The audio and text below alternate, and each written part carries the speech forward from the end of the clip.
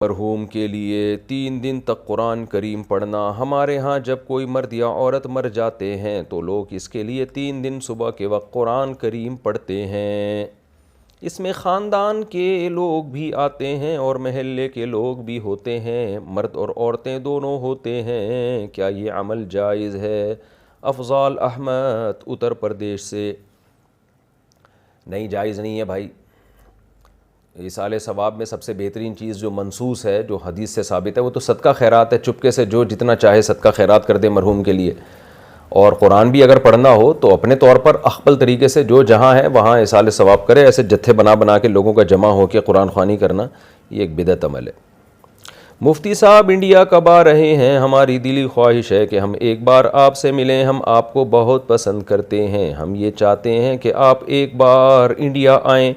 हम आपके आबाई वतन सहारनपुर के नज़दीक ज़िला मुज़फ़्फ़रनगर से हैं। बराए मेहरबानी इस बारे में आप अपने ख़यालात का इजहार करें। सुल्तान साहब यूपी इंडिया से।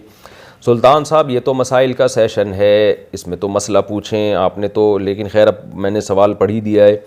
तो भाई मेरी बहुत ज़्यादा दिली ख्वाहिश है, बल्कि सबसे ज़्यादा मेरी बैतुल्लाह के बाद, मक्का मदीना के बाद सबसे ज़्यादा मेरी ख्वाहिश है इंडिया जाने की। क्योंकि हमारा आबाई वतन है संसारपुर। मेरे दादा की कब्र भी है वहाँ पे, मेरे दादा का घर भी है वहाँ पे। 60 साल मेरे जो दादा थे मोहम्मद शफ़ी ख़ान, अल्लाह उनके की मग़फ़िरत फ़रमाए, उन्होंने 60 ईयर्स वहाँ मदरसे में एक ही जगह, यानी एक ही मदरसे में बैठ के बच्चों को कुरान हिफ्ज़ करवाया है। और उनके शागिर्दों में हज़रत मौलाना मुकर्रम रहिमहुल्लाह ताला, जो बहुत बड़े आलिम अभी गुज़रे हैं माज़ी करीब में, वो भी उनके शागिर्दों में, और भी बड़े बड़े उलमा उनके शागिर्दों में। तो हमारा सारा ददियाल भी, ननियाल भी संसारपुर का है। तो मेरे जो रिश्तेदार हैं, मेरे वालिद साहब तो हर साल जाया करते थे इंडिया, हम हसरत ही है।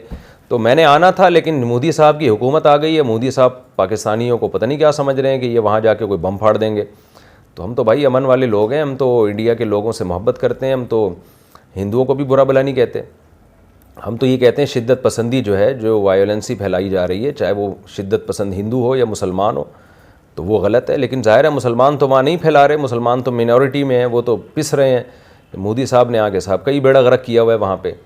तो मोदी साहब से आप बोलें मुझे वीज़ा दिला दें, मैं फ़ौरन से पहले आ जाऊँगा।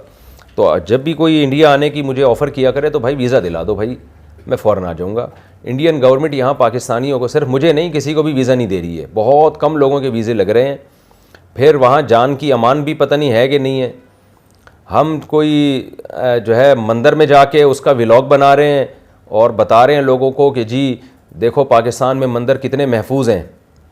तो उसमें भी एक छोटा सा जुमला निकाल के मेरे ख़िलाफ़ ले जाया जा रहा है। वहाँ तो हिंदुओं को चाहिए था मुझे अप्रिशिएट करते कि यार चलो मुफ्ती साहब ने एक अच्छी एफ़र्ट की है। मंदिर के अंदर जाके वहाँ पंडित जी से इंटरव्यू लिया मुफ्ती साहब ने और इज़्ज़त दी उसको, और उसके साथ बैठ के खाना खाया, और ये भी बताया कि देखो यहाँ मंदिर महफूज हैं, तो इससे जो और भी मंदिर महफूज हो जाएंगे इससे।